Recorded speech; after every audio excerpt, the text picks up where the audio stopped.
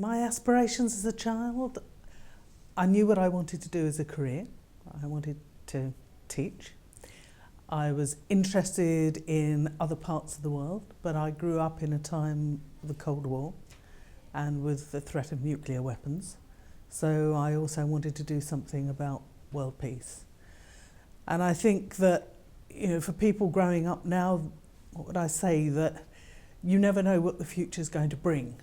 That positive change is possible, that you can make a difference, and you just have to be open to the possibilities that are out there and grab the chances when they come.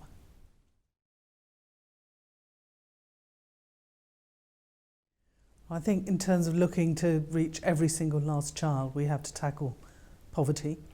We have to tackle the lack of opportunity that is still there for many children, even in the European Union, rich as it is. So we're working with the Commission to push them on the recommendation they brought out about, breaking the cycle of disadvantage.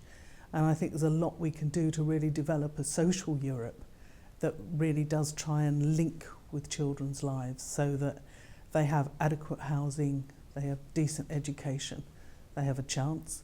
And the same thing has to go for our foreign policy as well, that we have to make sure that we really do work with the most disadvantaged children, whether that's to make sure they have enough to eat or to actually try and give them a more peaceful world to live in.